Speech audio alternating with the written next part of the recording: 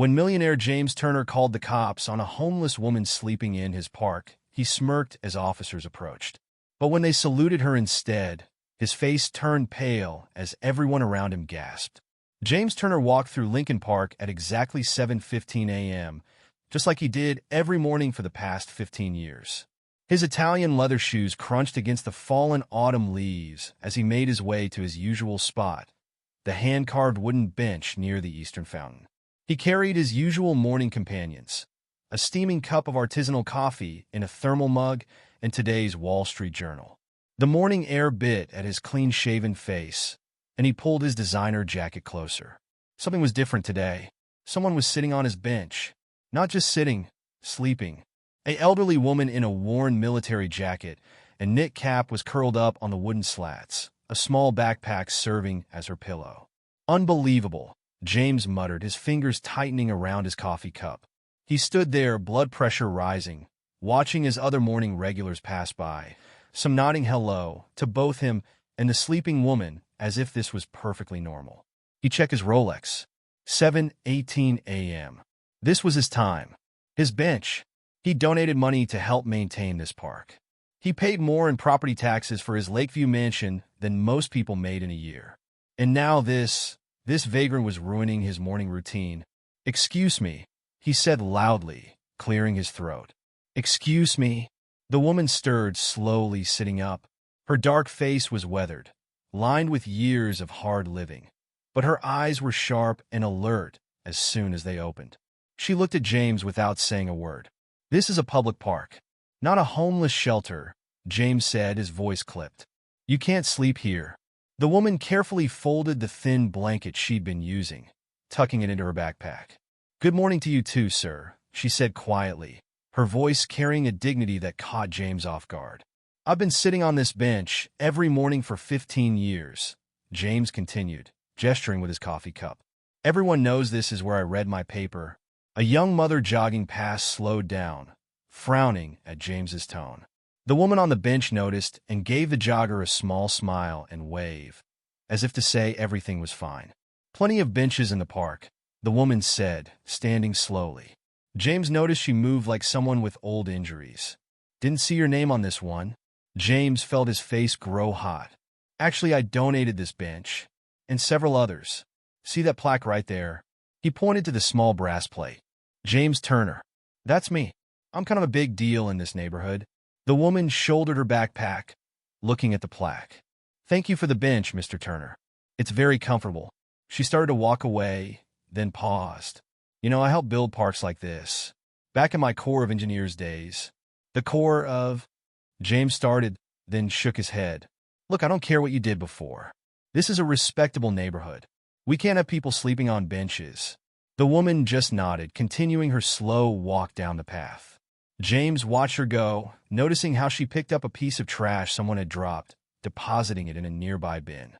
He sat down on his bench, opening his newspaper with a sharp snap. But the words swam before his eyes as his conversation with the woman played in his head. He looked up, watching her greet a park maintenance worker by name. That evening, James called the president of the neighborhood association. "Barbara, we need to discuss the homeless situation in the park. It's getting out of hand." "Oh, you mean Sarah?" Barbara asked. "She's harmless, James. Been around for a few months now. Keeps to herself, helps keep the park clean. The maintenance guys say she's actually made their job easier." "I don't care if she's Mother Teresa," James snapped. "She was sleeping on my bench this morning." "My bench, Barbara? The public bench you donated?" "That bench." James hung up, fuming. The next morning, he arrived at 7 a.m., earlier than usual. Sarah was already there, not sleeping this time, but sitting quietly watching the sunrise. "Still here?" he said, standing over her. "Beautiful morning," she replied, not looking at him. A group of early morning joggers passed by. "Morning, Sarah," several called out. She waved back. James felt his jaw clench. He'd been coming to this park for years, and these same joggers had never been so friendly with him. Over the next week, he tried everything. He called park services. "Sorry, sir, but the benches are public property. As long as she's not causing any disturbance." He contacted the neighborhood watch. "James, she actually helps keep an eye on things at night." He even had his assistant look into local ordinances about sleeping in parks. Nothing worked. Every morning, Sarah would be there, either sleeping or sitting quietly. Every morning, she'd greet him politely, then go about her business. He watched as she helped kids retrieve lost balls, assisted elderly walkers with their shopping bags, and continued to pick up trash throughout the day. It was driving him crazy. Friday morning, he'd had enough. Sarah was asleep on the bench again, and something in him snapped. He pulled out his phone and dialed 911. "Yes, I'd like to report a vagrant sleeping in Lincoln Park," he said, voice shaking with anger. She's been aggressive and threatening. The lie tasted bitter in his mouth, but he didn't care anymore. "I don't feel safe." As he hung up, he saw Sarah stirring. She sat up slowly, beginning her usual morning routine of carefully folding her blanket. A small metal object fell from her jacket, some kind of metal on a ribbon. She quickly picked it up, polishing it with her sleeve before tucking it away. James heard sirens in the distance and smiled. Finally, he thought something would be done about this situation. He straightened his tie and prepared to explain to the officers exactly why this woman needed to be removed from his park. What he didn't expect was what happened next. Sarah Williams woke before sunrise, just like she had every day for the past 40 years. Military habits die hard, even when you're sleeping on a park bench. She felt the morning dew on her face and heard the first birds starting their dawn chorus. Her joints ached as she sat up. The old wounds from her service days always hurt more in the cold. She reached into her jacket pocket, touching the familiar shape of her silver star, a reminder of who she was, even if the world saw her differently now. "Good morning, Mr. Robin," she said softly to the bird that always visited her bench. She pulled out a piece of bread saved from yesterday's meal at the shelter. "Sorry, it's a little stale today." The sound of expensive shoes on gravel made her look up. James Turner was coming early again. She could set her watch by that man's routine, if she still had a watch. "You're in my spot again," he said, voice tight with controlled anger. Sarah took her time responding, finishing her small breakfast ritual with the bird. "Park's been here longer than both of us, Mr. Turner." A group of kids on their way to school came running down the path. "Miss Sarah! Miss Sarah!" 8-year-old Tommy broke away from the group, waving a paper. "I got an A on my history test. You helped me remember all the presidents." Sarah's face lit up. "That's wonderful, Tommy. See? I told you those memory tricks would work. Mom says, can you help me with the Civil War next? She says you know lots about military stuff." Before Sarah could answer, James stepped between them. "You shouldn't be talking to strangers, kid. Where are your parents?" Tommy's mother, Ginny, hurried up, slightly out of breath. "Oh, he's fine, Mr. Turner. Sarah's been helping several of the neighborhood kids with their history homework. She was a teacher before." "Before what?" James demanded. Ginny's face reddened. "Come on, Tommy. We'll be late." Sarah watched them go, her expression unchanged. She'd gotten used to people's discomfort when they tried to reconcile her past with her present. "You're running some kind of scam," James said, turning back to her. "Teaching kids? Really?" 20 years at Lincoln High before the budget cuts, Sarah replied, standing slowly. Then my health started going. Medical bills piled up. You know how it goes? She paused. Or maybe you don't. Throughout the morning, regular park-goers stopped to chat with Sarah. Old Mr. Chun brought her a thermos of hot tea, like he did every morning. Maria from the flower shop handed her a fresh bagel on her way to work. "You've really got everyone fooled, haven't you?" James said, watching these interactions from his spot on the next bench over. He hadn't sat on his bench today, as if making a point. Sarah was checking the parts bulletin board, straightening some fallen pins. "No fooling, Mr. Turner. Just treating people the way I'd want to be treated." "Miss Sarah," a small voice called out. 6-year-old Lily came running up, crying. "I lost Mr. Bunny." Sarah immediately went into action mode, her old teacher's instincts kicking in. "Okay, soldier, let's approach this systematically. Where did you last see him?" James watched as Sarah organized a small search party of willing park-goers to look for the stuffed animal. Within 15 minutes, Mr. Bunny was found near the swings, slightly dirty, but otherwise intact. "You're a hero, Miss Sarah?" Lily hugged her legs. Sarah's hand unconsciously went to her jacket pocket, where her medals lay hidden. "No, sweetheart. I just know how to find things that are lost. As the day went on, James couldn't help but notice how Sarah seemed to be everywhere in the park, helping an elderly man with his groceries, warning skateboarders away from the newly planted flowers, picking up trash before the maintenance crew arrived. "Hey, Sarah?" Carlos, one of the maintenance workers, called out. "Thanks for keeping those kids off the new grass yesterday. Saved us having to replant again. Just doing my part, Carlos. How's your mom doing?" "Much better after trying that tea you recommended." "Military medicine, huh?" Sarah smiled. "Field medic knowledge comes in handy sometimes." James listened to these exchanges, his frown deepening. He watched as Sarah pulled out one of her medals. He couldn't tell which one, and carefully polished it with her sleeve. "You actually earned those?" he asked before he could stop himself. Sarah looked at him for a long moment. 28 years of service, Mr. Turner. Corps of Engineers. Did 2 tours in Desert Storm, 1 in Bosnia. Built schools, hospitals, bridges. She tucked the medal away. "Now I can't even build myself a home." A group of business people walked by, giving Sarah a wide berth despite her clean appearance and quiet demeanor. She noticed James watching their reaction. "Funny thing about being homeless," she said quietly. "People look right through you, like you're invisible. Even after you've spent your whole life making sure they had safe places to walk, clean water to drink, bridges that won't fall down. If you're so qualified, why don't you just get a job?" James asked, but his voice had lost some of its edge. Sarah stood up, stretching her bad leg. "Tried that, but turns out most places don't want to hire a 68-year-old veteran with PTSD and bad knees." She started walking toward the park exit. "Shelter serves dinner at 6. Need to get in line early for the good spots." James watched her go, noticed how she stopped to pick up trash along the way. He saw her help a lost tourist with directions, pointed out a local coffee shop they might enjoy. That evening, as James sat in his huge, empty house, he found himself Googling homeless veteran statistics. The numbers shocked him. He slammed his laptop shut. "She's still just a vagrant," he muttered to himself. "This is still my park." But when he looked out his window toward Lincoln Park, he couldn't shake the image of Sarah polishing her medals, or helping kids find lost toys, or teaching history to children who saw past her circumstances. The next morning, he arrived even earlier than usual. Sarah was already there, of course, doing her morning routine. "You know," he said, his voice loud in the dawn quiet, "this has gone on long enough. I'm calling the police." Sarah just looked at him with those calm, dignified eyes. "Do what you need to do, Mr. Turner."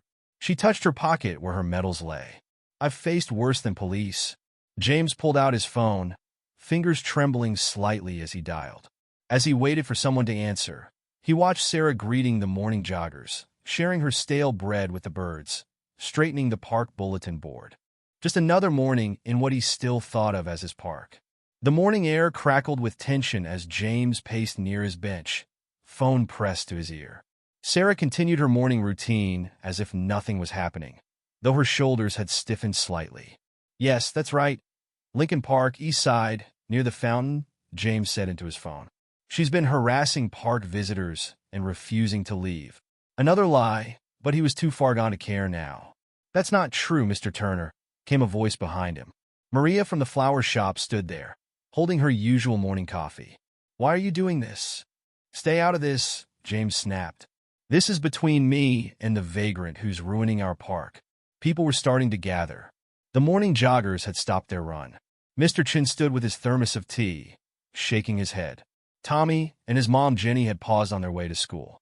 "She's not ruining anything," Tommy said, his small voice trembling with anger. "Miss Sarah helps everyone." "Quiet," James shouted, making several people jump. "This is still my park. I donated these benches. I paid for that fountain. I fund the maintenance of these grounds."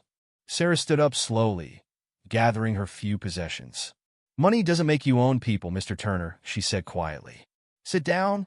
James pointed at her aggressively. "You're not going anywhere until the police arrive. I've had enough of this invasion of vagrants." The crowd grew larger.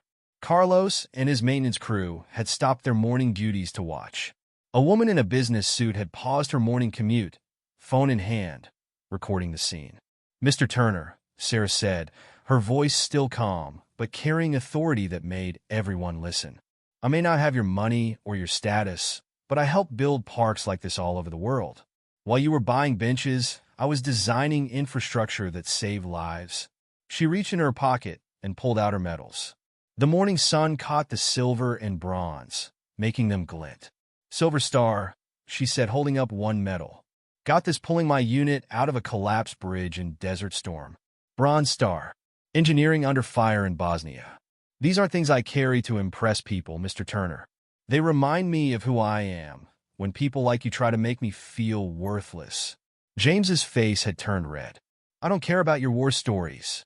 This is about maintaining the quality of our neighborhood. Quality? Mr. Chin stepped forward. Sarah keeps this park cleaner than it's ever been.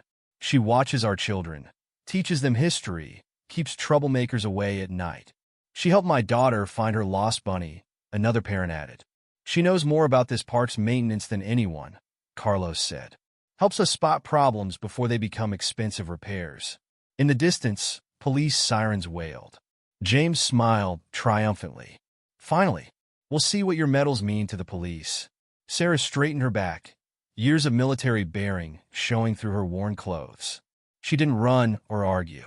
She just stood there, dignity intact, as the first police car pulled up to the park entrance. You've made a mistake, Mr. Turner, she said softly. But not the one you think. The gathering crowd had grown to nearly 30 people now.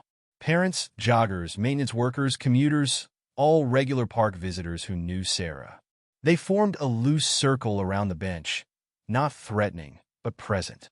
2 police officers stepped out of their car. A second police car pulled up behind them. That's her. James pointed at Sarah. She's the one causing trouble. Sarah remained standing, straight and tall despite her age and injuries. She held her medals in one hand, her military ID in the other. The first officer approached, taking in the scene. The angry man in expensive clothes, the calm elderly woman, the concerned crowd of park regulars. Sir, the officer addressed James. We received a call about a disturbance. Yes.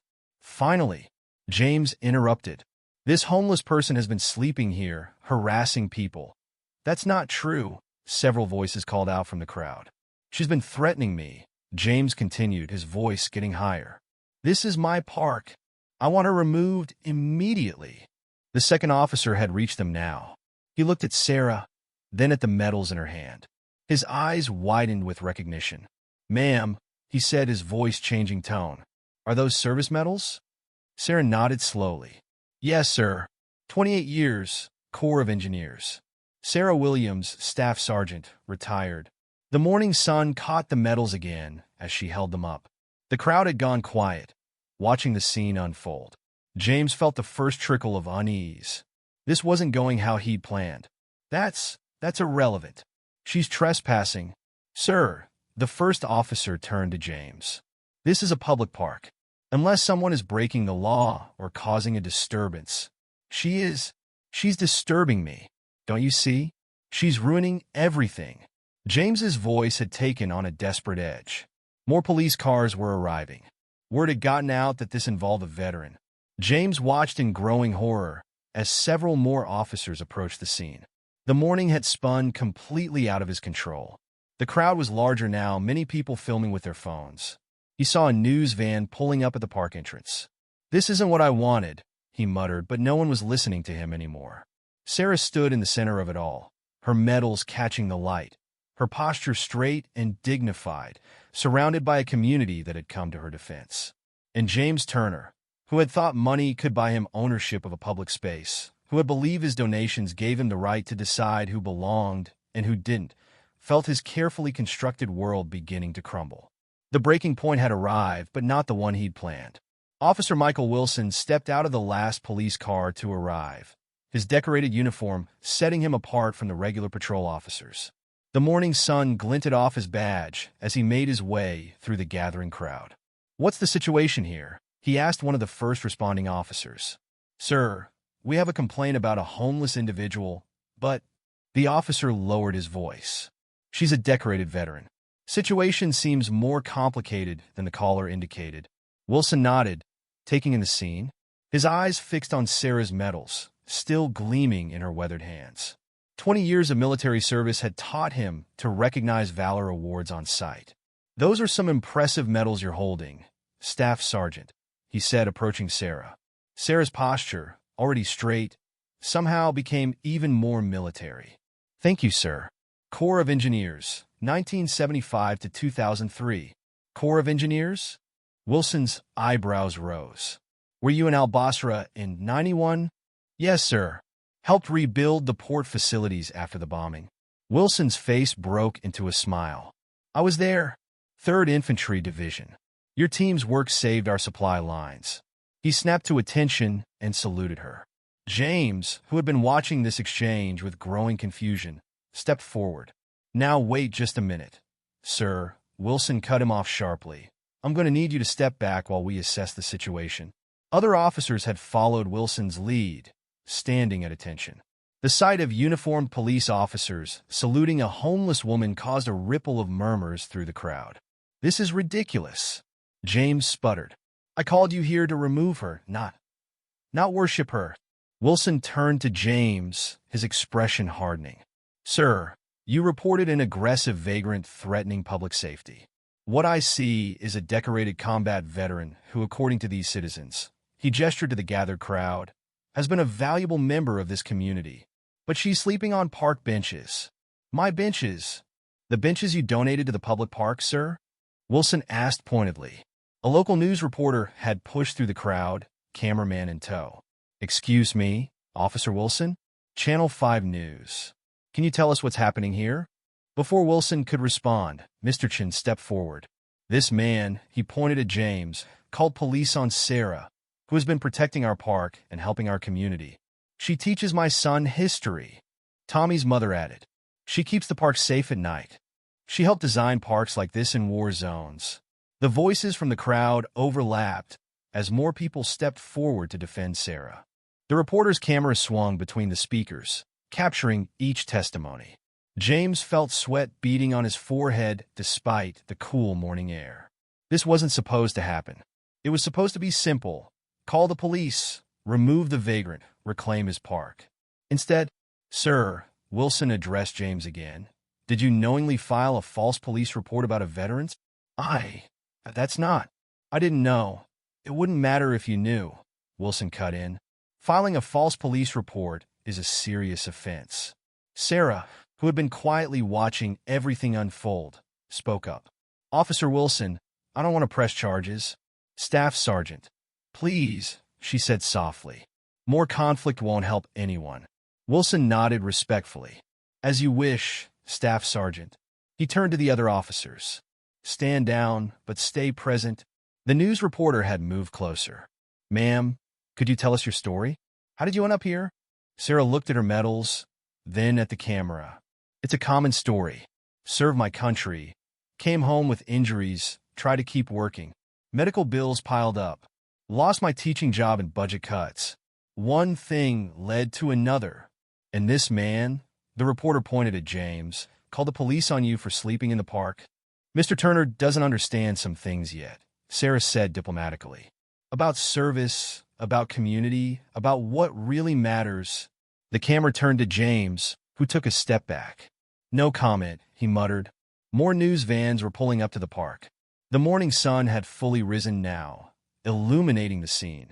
Police officers standing at attention, a growing crowd of supporters, news crews setting up equipment. And at the center of it all, Sarah Williams, still holding her medals with quiet dignity. Officer Wilson, Sarah said, would you help me explain something to Mr. Turner? Wilson nodded. Of course, Staff Sergeant. Sarah turned to James. These medals aren't just pieces of metal. They represent times when people came together, helped each other, built something lasting. Like this park, it's not about who paid for what. It's about who makes it a community. James stared at her, his mouth opening and closing without words. The bench you're so concerned about? Sarah continued.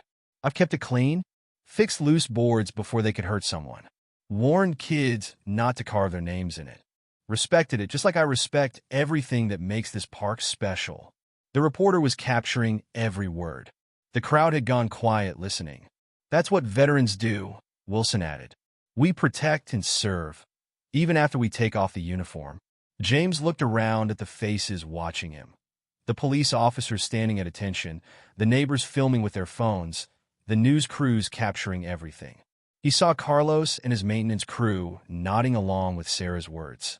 He saw Tommy clutching his mother's hand, looking at Sarah with admiration.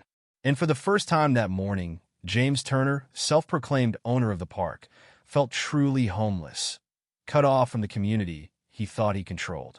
The tables had turned, and there was no going back. The morning sun climbed higher as more people gathered in Lincoln Park. News crews had set up multiple cameras, capturing different angles of the unfolding story.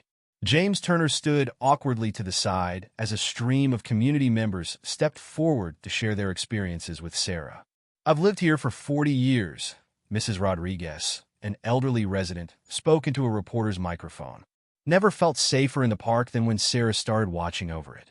She sits up all night sometimes, making sure our kids' playground doesn't get vandalized." The reporter turned to her cameraman. "Cut. That's perfect. Let's get some more testimonials." Tommy broke away from his mother and ran up to another news crew. "Miss Sarah taught me all the presidents. And about the Constitution. She knows everything about history." "Young man," the reporter knelt down at Tommy's level. "How did you meet Miss Sarah?" "She helped me when some big kids took my backpack," Tommy said. "She didn't chase them or anything. She just talked to them, and they gave it back and apologized. Now they come to her for homework help too." James watched as person after person stepped forward to speak. Each story seemed to chip away at the foundation of his complaints. Carlos, the maintenance worker, stood with his entire crew. Sarah spots problems before they become expensive repairs. She noticed the fountain base cracking last month, saved the park thousands in water damage. "That fountain I paid for," James muttered, but no one was listening to him anymore. A teenage girl stepped up next, her parents behind her. "I was going through a really rough time last year. Used to come to the park late at night, thinking bad thoughts. Sarah would just sit with me, tell me stories about rebuilding things after they'd been destroyed, about how everything can be fixed if people work together." The girl's mother wiped tears from her eyes. "She saved my daughter's life, and she didn't even know it." Officer Wilson stood with Sarah as more people came forward. A local coffee shop owner told how Sarah had stopped a break-in attempt. A teacher described how Sarah had helped create an outdoor history class during COVID. Even the local rabbi stepped forward to speak about Sarah's respectful maintenance of the park's small Holocaust memorial garden. "I don't understand," James said to no one in particular. "She's homeless. How does she do all this?" A small elderly Asian woman overheard him. "My grandson was struggling with math. Sarah tutored him every morning at 6 a.m., the only time he could come. She used twigs and leaves to teach him geometry. He just got accepted to MIT. But where did she learn all this?" James demanded. 28 years building infrastructure in war zones," Officer Wilson answered. "Teaching local populations how to maintain what we built. Creating educational programs in refugee camps. The Corps of Engineers doesn't just build things, Mr. Turner. They build communities." Sarah stood quietly through all of this, occasionally polishing her medals with her sleeve. She seemed almost embarrassed by the attention. A group of kids arrived with their parents. Student Sarah had helped with homework. They'd made signs. "We love Miss Sarah. Our park hero. Best teacher ever." "I don't—" James started, then stopped. What could he say in the face of all this? A local business owner approached the news crews. "Sarah helped us organize the park's first community cleanup day. Got everyone involved, kids, seniors, everyone. Taught us all about proper maintenance techniques. The park's never been cleaner. She helped my grandmother plant her memorial garden," another resident added. "Knew exactly how to prepare the soil, even with our budget constraints. Remember the big storm last spring?" Carlos called out. "Sarah stayed up all night, directing water away from the playground equipment. Saved us thousands in repairs." More stories poured out from the crowd. Sarah helping lost dogs find their owners. Sarah teaching kids about birds and plants. Sarah mediating disputes between teenagers. Sarah keeping the peace during crowded summer events. The news reporters were frantically taking notes, their cameras sweeping across the growing crowd. One of them approached James. "Mr. Turner, would you like to comment on these testimonials?" James opened his mouth, then closed it. What could he say? That he'd donated money? That he'd bought some benches? That he thought writing checks gave him ownership of a public space? The park's memorial bricks, an elderly man spoke up. Sarah knows every name on them, tells their stories to the kids, keeps them clean, even the one for my son. She leaves flowers every Memorial Day. How did you know about my son? The man asked Sarah directly. Sarah's voice was soft, but carried across the suddenly quiet crowd. 2nd Marine Division, Fallujah. I helped build a base where he was stationed. He used to tell us about his dad's park back home, how he wanted to help maintain it when he returned. The old man began to cry quietly. Sarah stepped forward and stood at attention, saluting him. Officer Wilson and his fellow officers followed suit. James watched all this, his own eyes stinging unexpectedly. He thought about his morning routine, how he'd walked past these memorial bricks for years without really seeing them, how he'd claimed ownership of a space without understanding its heart. Mr. Turner, a reporter pressed again, do you still want to press charges against Staff Sergeant Williams? The crowd turned to look at him. Dozens of phones recorded his every move. The children with their signs. The elderly man still crying. Officer Wilson still at attention. And Sarah, straight-backed and dignified, her medals catching the light. James felt his carefully constructed world crumbling around him. I need to... But before he could finish, another voice rang out across the park. James Turner. The sharp voice belonged to Barbara Chun, president of the Neighborhood Association. She marched toward him, waving her phone. I've just called an emergency meeting of the board. We need to discuss your actions and their impact on our community. The cameras swung to capture this new development. James Turner, who had started this morning thinking he would rid his park of an unwanted presence, now found himself facing the judgment of the very community he'd claimed to protect. And still the stories kept coming, each one a testimony to the true meaning of community service, each one a quiet rebuke to his attempt to own what was meant to be shared. The crowd's attention shifted as Barbara Chun confronted James Turner in the middle of Lincoln Park. The morning had grown warmer, but James felt a deep chill as he faced the Neighborhood Association president. Barbara, you don't understand, he started. No, James. For once, you're going to listen. Barbara's voice carried across the now quiet park. I've known you for 15 years. Worked with you on countless community projects.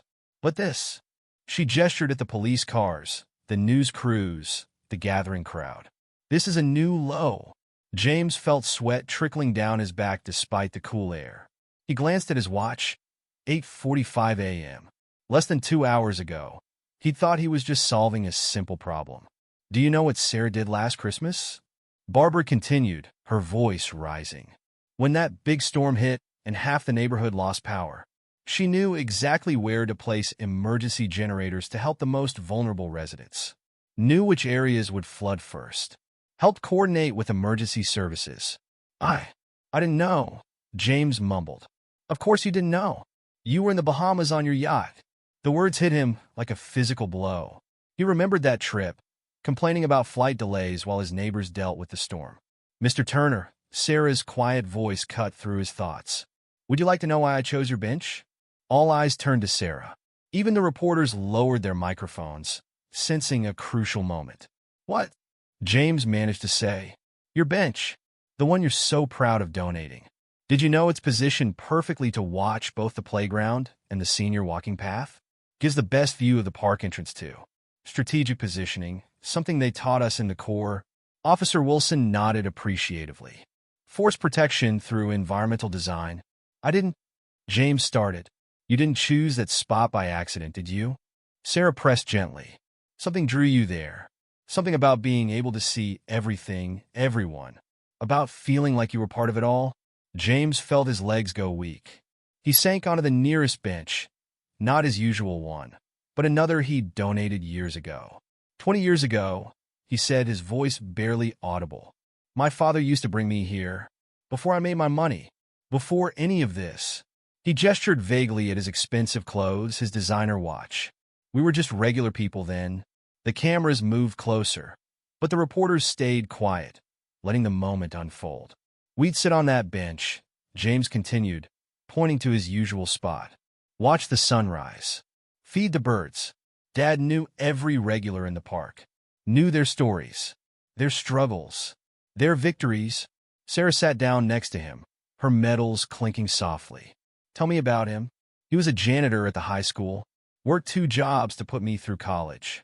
Always said, James's voice cracked. Always said that true wealth wasn't about money. It was about being part of something bigger than yourself. Sounds like a wise man, Sarah said softly. When I made my first million, James continued, the words tumbling out now, I donated these benches. Put his name on that one. Your bench. Thought I was honoring him. But somewhere along the way, you forgot what the bench really meant, Sarah finished for him. The crowd had gone completely silent, listening to this unexpected confession. Even the birds seemed to have paused their morning songs. I see him sometimes, James said, staring at his hands. In my dreams, sitting there feeding the birds, talking to everyone who passed by. He knew all their names, their stories. Just like, he looked at Sarah, just like you do. The park remembers, Sarah said. Every morning when I wake up here, I feel the stories, the memories, the community your father helped build. James looked around at the faces watching him. Neighbors he'd barely spoken to, children he'd ignored, maintenance workers he'd treated like servants. He saw them differently now, through the lens of his father's memory. I became exactly what he warned me against, James said, his voice heavy with realization. Thought I could buy community, own it, control it. Barbara Chin stepped forward. James, your father was one of our most beloved community members. He started our first neighborhood watch program, organized park cleanups, helped establish the memorial garden. I didn't know, James whispered. I didn't want to know. Sarah pulled something from her pocket, a faded photograph. Is this him? James's hands shook as he took the photo. It showed a man in a janitor's uniform, smiling broadly, surrounded by high school students. Where did you get this? Found it in a yearbook at the shelter. Lincoln High, 1985. The students had written messages all around his picture about how he'd helped them, encouraged them, been there for them. Tears fell onto the photograph. James didn't bother wiping them away. You know what he used to say to me? Sarah continued. When I was teaching there, before everything happened, he'd say, Sarah, these kids don't need our money. They need our time, our attention, our belief in them. You knew him? James looked up, his face streaked with tears. Everyone knew Joe Turner, Sarah said simply. He was the heart of this community. The news crews were filming everything, but for once, James didn't care about appearances. His carefully constructed facade had crumbled, revealing the lost son beneath. I tried so hard to be different from him, James said. Thought success meant rising above all this. Above them, he gestured at the crowd. Above him, Officer Wilson stepped forward. Sometimes it takes losing our way to find our way back, sir. The morning sun had risen fully now, warming the park. Birds returned to their songs. In the distance, children played on the playground. The park lived on, as it had for decades, holding the community's stories in its paths and benches and trees. And James Turner, who had arrived that morning to remove a homeless veteran from his bench, found himself instead confronting the man he'd become, and the man his father had hoped he'd be. James Turner didn't sleep that night. The event in the park played on repeat in his mind as he paced his expansive living room, the local news replaying his humiliation on a loop on his massive TV screen. Local millionaire attempts to remove decorated veteran from public park, the headline screamed. His phone hadn't stopped buzzing with messages from business associates, friends, and the media. At 3 a.m., he found himself staring at the old photograph Sarah had shown him. His father's smile seemed to mock him from across the decades. He opened his laptop and typed Joe Turner Lincoln High into the search bar. Pages of results appeared. Old newspaper articles about the beloved janitor who'd changed countless lives. Community awards. Student testimonials. A scholarship fund in his name that James hadn't even known existed. By 5 a.m., he'd made a decision. The pre-dawn air bit through his expensive jacket as he approached Lincoln Park. He'd left his usual coffee and newspaper behind. For the first time in years, he felt like a trespasser in his own neighborhood. Sarah was already there, of course.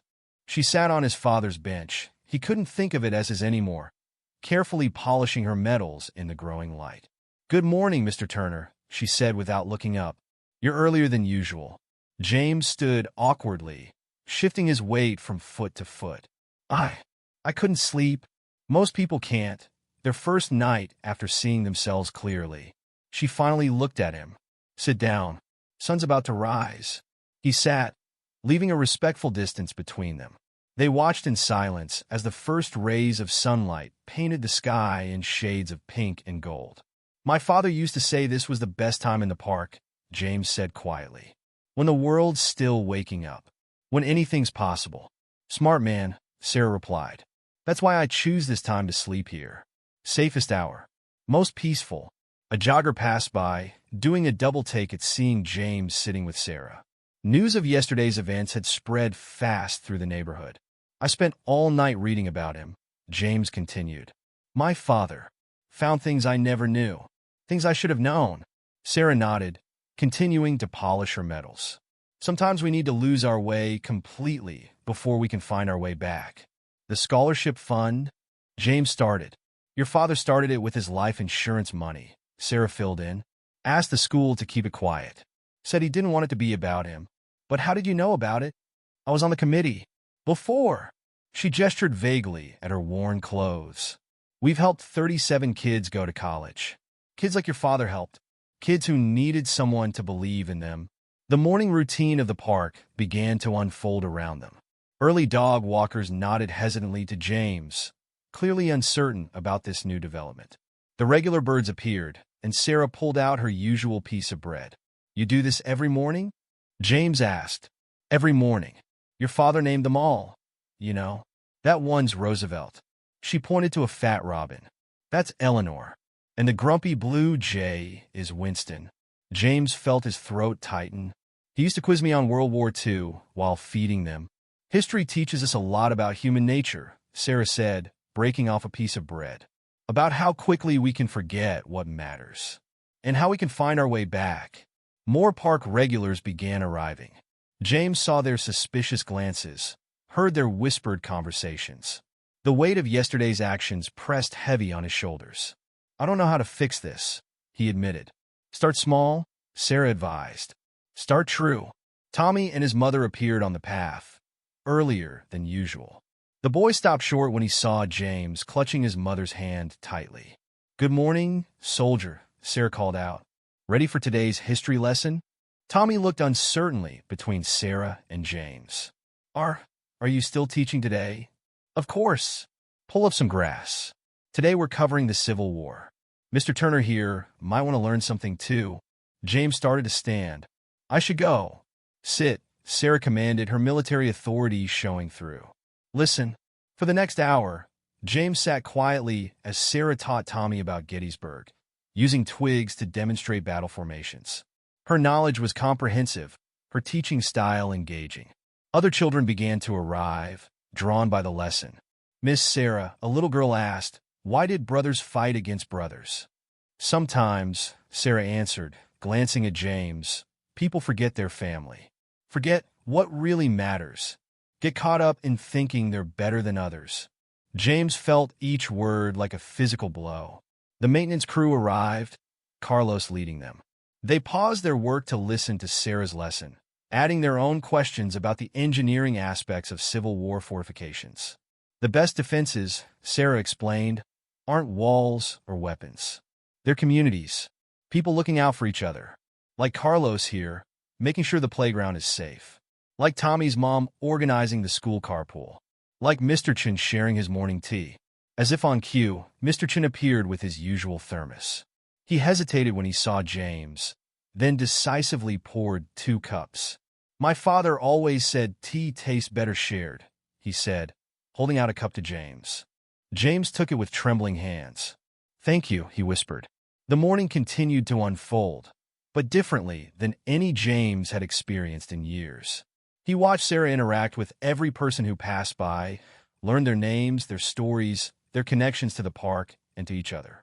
Mr. Turner? Tommy's small voice broke into his thoughts. Did your dad really work at my school? James nodded. He did. For 30 years. Was he a hero like Miss Sarah? The question hit him hard. He looked at Sarah, who had moved on to helping an elderly woman with her morning exercises. Yes, he said finally. Yes, he was. Just took me a long time to see it. The sun climbed higher, warming the park. James checked his watch, 9 a.m. He'd missed 3 meetings already, but for the first time in years, business didn't seem important. I need to make this right, he said, more to himself than anyone else. Sarah overheard him. The first step is the hardest, Mr. Turner, but you're already taking it. How? By sitting here? By seeing, really seeing. She gestured at the park around them. Your father understood this. It's not about the benches or the fountains. It's about the people who use them, the community that forms around them. James stood slowly, his expensive suit wrinkled from sitting in the grass. I need to do something. Something real. Sarah looked at him steadily. Then do it for the right reasons. Not for the cameras. Not for your reputation. Do it because your father would be proud.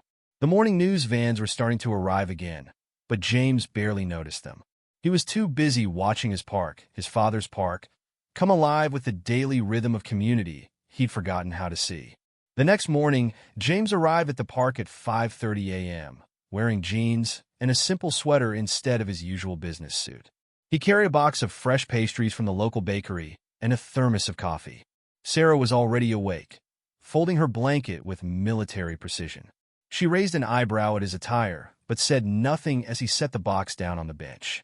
I didn't know what kind you liked, he said awkwardly. So, I got an assortment. The gesture matters more than the content, Mr. Turner. She selected a simple croissant. Though I must say, Marie's bakery does make the best in the neighborhood. You know Marie? Used to teach her daughter. Sweet girl. Going to culinary school now. Sarah broke off a piece of croissant for the birds. Roosevelt here particularly likes her breadcrumbs. James sat down, leaving space between them. The pre-dawn quiet wrapped around them like a blanket. For several minutes, they just sat, sharing breakfast with the birds. Tell me about him, Sarah said finally. Your father. The man you knew? James stared at his coffee cup. He never missed a day of work.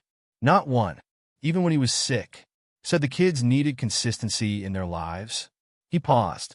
I used to be embarrassed. Having a janitor for a father. The other kids' parents were doctors, lawyers. And now I realize he probably did more good than all of them combined. The sun began to peek over the horizon, painting the sky in gentle colors. Early joggers appeared on the paths, doing double takes at the sight of James Turner sitting peacefully with the homeless veteran he'd tried to have arrested just days ago. Miss Sarah. Tommy's voice rang out across the morning quiet. He was earlier than usual, clutching a paper in his hand. I got an A on my Civil War test. James watched as Sarah's face lit up. She high-fived the boy, examining his test paper with genuine interest. Outstanding work, soldier. See how that flanking maneuver strategy helped you remember the Battle of Antietam? Tommy noticed James and hesitated. Good morning, Mr. Turner, he said formally. Congratulations on your test, Tommy, James replied softly. My father. He would have been proud of you. The boy's face brightened. Really? Mom says he used to help kids with their homework during lunch breaks. He did? James looked at Tommy's mother, who had caught up with her son. She nodded. Every day. Had a special table in the cafeteria. Kids could bring their homework, their problems, anything. He'd listen. Help where he could. Carlos and his maintenance crew arrived, starting their morning routine. James watched as Sarah greeted each one by name, asking about their families, offering words of encouragement. Mr. Rodriguez, she called out to one worker. How's your son's college application going? Got accepted to engineering school, Miss Sarah. Your recommendation letter helped. James turned to her. You wrote a recommendation letter? Corps of Engineers carries some weight, she said simply. Besides, Miguel has a natural talent for structural analysis. Spotted it when he helped me assess the playground equipment last spring. More park regulars began arriving. Mr. Chun with his thermos of tea. Maria from the flower shop with fresh flowers for the memorial garden. Each person greeted Sarah warmly, though they still regarded James with uncertainty. Your father knew all their stories too, Sarah said quietly. Knew when someone was struggling to pay bills, when a kid needed extra attention, when a family was going through hard times. How did he help? James asked. We didn't have money then. He gave something more valuable. Time, attention, dignity. She looked at him directly. Things money can't buy, Mr. Turner. A local news van pulled up to the park entrance, but stayed at a respectful distance. The reporter watched as James Turner, still in his casual clothes, helped Carlos's crew clean up some fallen branches. My suit would have cost more than their monthly salary, James said later, brushing dirt from his jeans. But this morning, you're just another person helping to care for the park, Sarah replied. That's worth more than any designer label. The morning continued to unfold. James watched as Sarah conducted her usual activities, teaching history to kids, helping elderly walkers navigate the paths, keeping an eye on the playground equipment. You really do all this every day? He asked. Every day. Your father taught me that consistency matters. Being there matters. She polished her metals thoughtfully. Even when I lost everything else, I didn't lose that lesson. Around 9 a.m., Barbara Chin arrived for her morning walk. She stopped short at the sight of James in work clothes, helping to mulch the flower beds. James, she said cautiously. He straightened up, wiping sweat from his forehead. Barbara, I've been thinking about the neighborhood association meeting. We're meeting this afternoon to discuss your actions. I know. I'd like to propose something. A new initiative. He glanced at Sarah. If you're willing to hear me out. Barbara looked between James and Sarah, noting their peaceful coexistence. What kind of initiative? The Joe Turner Memorial Fund. For veterans in our community. Housing, medical care, job training. The words tumbled out. I've spent the night reading the statistics. Did you know how many veterans experience homelessness? How many struggle with medical bills?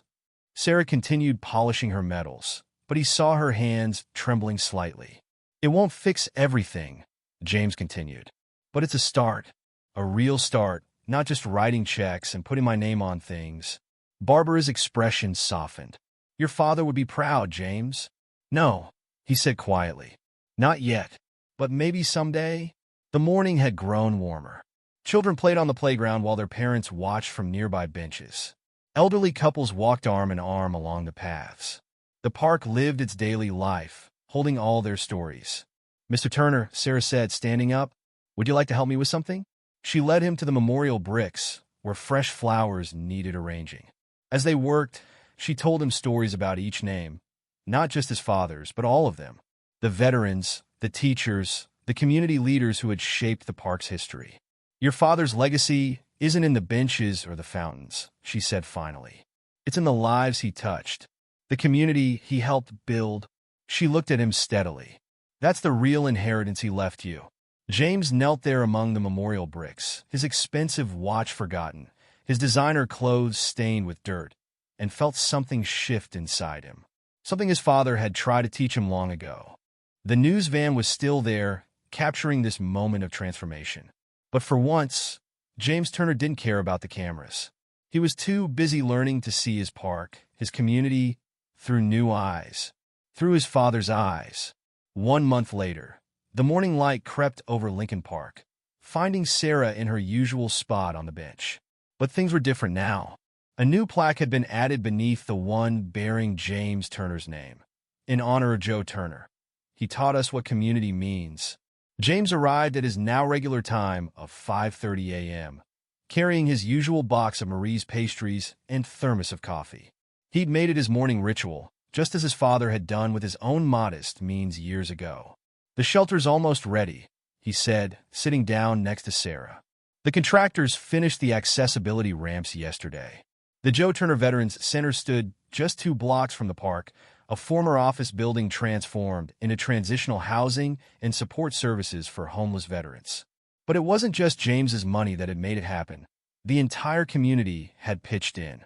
Carlos's crew did an amazing job with the gardens, Sarah commented, breaking off a piece of croissant for Roosevelt the robin. Those raised beds will give the residents something meaningful to tend. Just like you've tended this park, James said quietly. The past month had changed more than just the building. James had changed too. His expensive suits hung untouched in his closet, replaced by practical clothes suitable for the hands-on work he'd thrown himself into. His corporate board meetings had been delegated to others, freeing him to focus on what really mattered. Miss Sarah, Mr. Turner, Tommy came running up, earlier than usual. Look what I found in my dad's old stuff. He held out a yellowed photograph. James recognized his father immediately, younger but with the same kind eyes, surrounded by students and a much younger Sarah in a teacher's dress. Field Day, 1995, Sarah said, smiling at the memory. Your father organized the whole thing.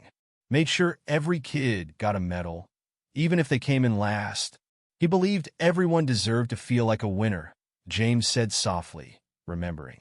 The park came alive around them as the regulars arrived. Mr. Chun with his tea, now bringing 3 cups instead of 2. Maria from the flower shop, her arms full of fresh flowers for both the Memorial Garden and the new Veterans Center. The local businesses want to help with job training programs, Maria told them, arranging flowers in the Memorial Brick Garden. My shop can teach floral design. Marie's Bakery offered culinary training. Even that fancy restaurant on 5th Street wants to help. James nodded, remembering how his father had built similar networks of support, just on a smaller scale. The center will have a job board, counseling services, medical care coordination, and a library, Sarah added. Don't forget the library. The library had been James's personal project.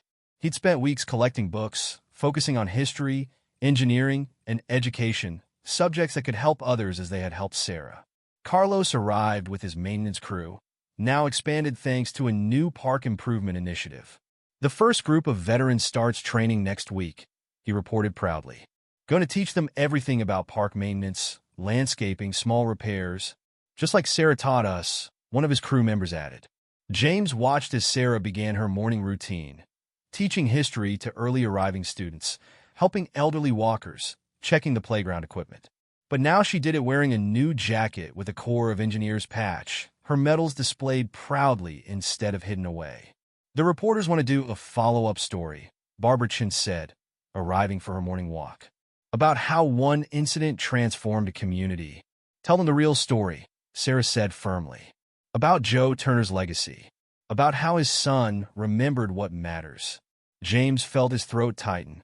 The past month had taught him more than the previous 20 years of corporate success. He learned his father's true lessons about community, about service, about the real meaning of wealth. A group of veterans arrived, some of them future residents of the center, others just coming to help with the final preparations. They saluted Sarah, who returned it with military precision. Staff Sergeant Williams, one of them said, the engineering team needs your expertise on the workshop setup. On my way, Sarah replied, then turned to James. Care to help? There's some heavy lifting involved. James smiled. Wouldn't miss it. Together they walked toward the center, passing more morning park visitors. Children waved to both of them now. Parents nodded respectfully. The initial suspicion of James had faded as they watched him work alongside Sarah day after day, learning the true meaning of community service. Your father would be proud, Sarah said as they walked. Not of the building or the money, but of this. She gestured to the park, to the people, to the life flowing around them. I understand now, James replied. What he tried to tell me all those years ago. About true wealth.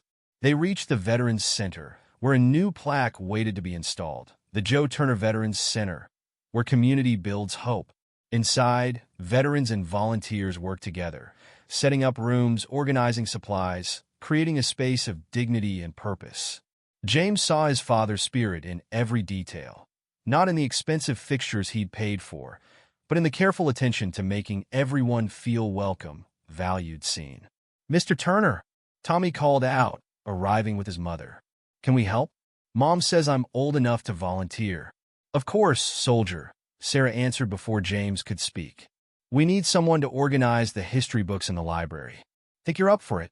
The boy saluted, making both Sarah and James smile. Back in the park, the morning sun had fully risen. James looked at his watch, once a symbol of his wealth, now just a tool to keep him on schedule for his community commitments. Time for the morning history lesson, Sarah said, gathering her teaching materials. Mind if I sit in? James asked. I think I still have a lot to learn. They walked back to the bench together, no longer his bench or a bench, but their bench. The bench where a wealthy man had learned humility, where a homeless veteran had maintained dignity, where a community had remembered its heart. Roosevelt the robin swooped down, looking for his morning crumbs. Eleanor and Winston joined him, the birds his father had named, continuing their daily ritual. James broke off a piece of his croissant, sharing it just as his father had taught him so many years ago. "You know," Sarah said, polishing her medals one last time before beginning her lesson, "some things don't change. The park, the people, the need for community. We just sometimes forget to see them." "Not anymore," James replied, watching the park, his father's park, everyone's park, embrace another morning. "Not ever again."